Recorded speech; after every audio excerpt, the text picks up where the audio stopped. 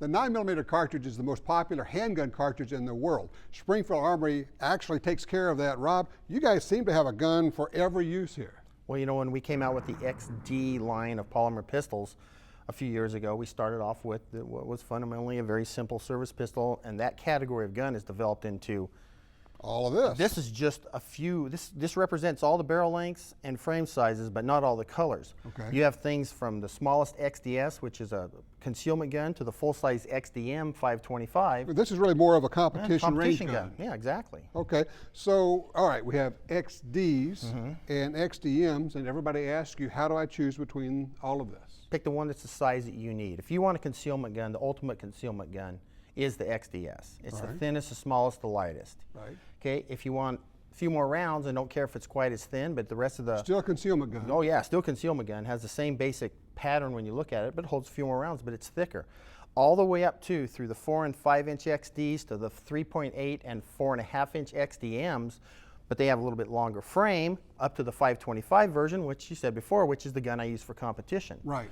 You know, so it's, you have it, basically, it's what needs you want. The XDMs have a few more features. They hold a couple more rounds. Right. Because the frame's a little longer, and they cost a little more. Okay, so a little bit less expensive, a little more features, you know, a few more rounds, but all of them have the same basic XD heritage. Yeah, they all use basically the same mechanism. The lockup and the barrel's all the same. You're literally buying the size you want. Find the one that fits your hands and fits your needs. Exactly. Simple as that.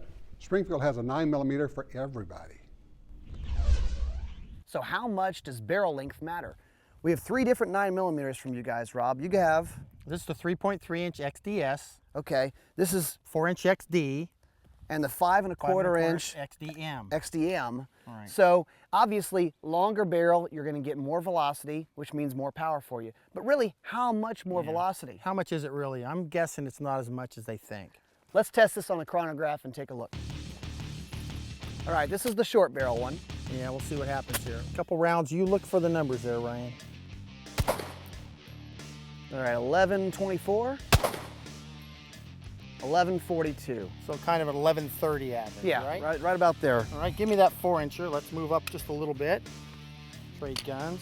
So we've gone from a 3.3 to a 4-inch barrel. 1146, 1171. So 1150, 1160, 1150. Okay, give me that one. So you've added about... Magazine for this one. You've added about 30 feet per second, yeah, somewhere in that At ballpark. the very most for another 3/4 inch barrel. Now this is all the way up to 5.25. This is a long barrel. 1207, 1231, so 100 feet difference. I was wrong. It's a lot more than I thought it would be. The 3.3 to the 4-inch was not a much. 20 feet per second, 30 feet, whatever it was. But clear up to the 5 1/4, that 2 inches made 90 plus feet per second difference. Yeah, and this is a 115 grain bullet for a 9mm. Regular 115 grain full metal jacket ammo.